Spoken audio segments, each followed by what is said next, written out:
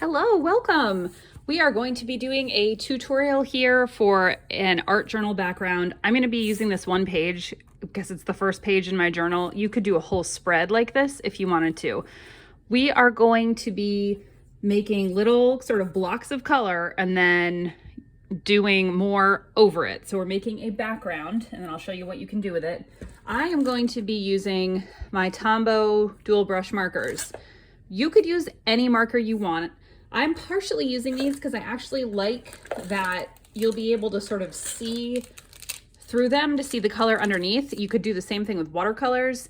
If you were to use a more opaque paint like acrylic or like these markers, then everything will be on top of each other and you won't necessarily see what's coming through below it, but that is a perfectly viable option as well. I'm picking all colors in the same color family because if I was to do, say, blues and oranges, I would get like a brown color and things could get really muddy. But when I'm doing these colors that are right next to each other in the color wheel, like it would go yellow and then yellow and blue, make green, and I'm using green. None of these mixed together will give me muddy or yucky colors, and I happen to have a ton of these.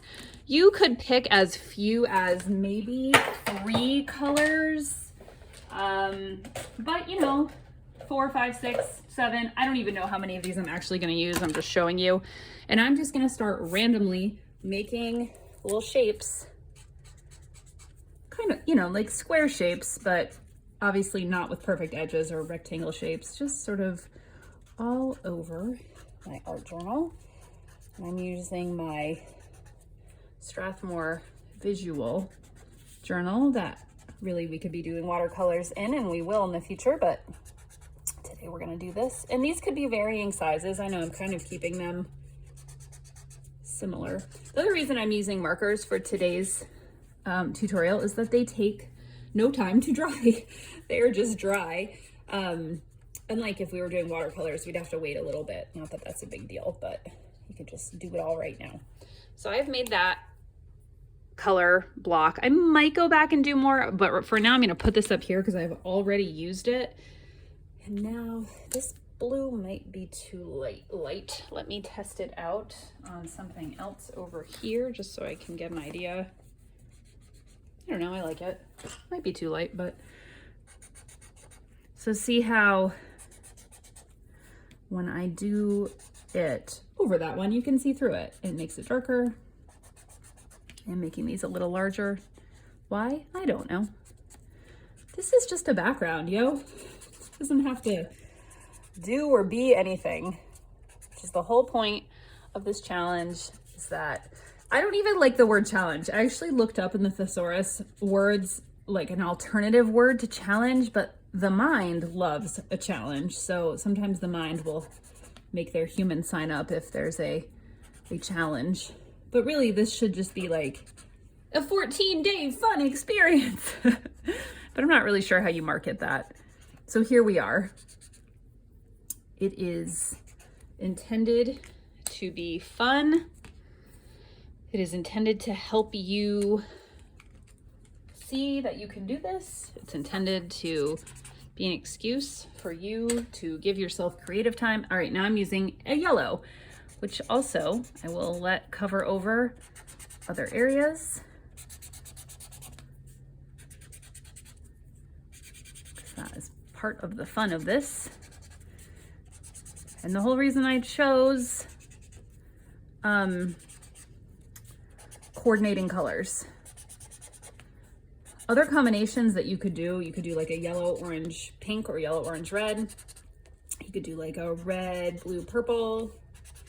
You just want to avoid doing colors that are opposite on the color wheel. Yellow, purple, blue, orange, red, green. Unless you're trying to make a brown, like in watercolor painting, I do sometimes mix those combinations together, but for this, that's not what we're going for. Boop, boop. I mean, I already find that rather charming and beautiful. Probably because it reminds me of lemons. I have this other really light blue color that I think is still light because the ink is running out. I'm gonna add a few here and there. I don't know that it's creating enough contrast, so I probably won't do too many. I don't want this to get too dark. Now, if it does, and if you have some white paint or bleed-proof white, etc., then you can simply paint over an area where if you want to draw out words, which I'm going to do. But I still don't want this to get crazy dark. Like some of these colors I have, I think would really be too dark. I'm not gonna use that one because it's running out. I'm testing these over here on this other, like this one I think is too bright. I don't want to use that one, and this one's gonna be too dark. So I may have run out of blues that I'm happy with. Oh, that one's really too dark. I know you can't see what I'm doing. I think this green will be okay though. Maybe a little more lime than I would normally choose. And at this point, you don't even have to fill in white spaces. You can just let it go over other colors because it'll just make more sort of coordinating colors. They can be small, they can be big, they can go off the edge.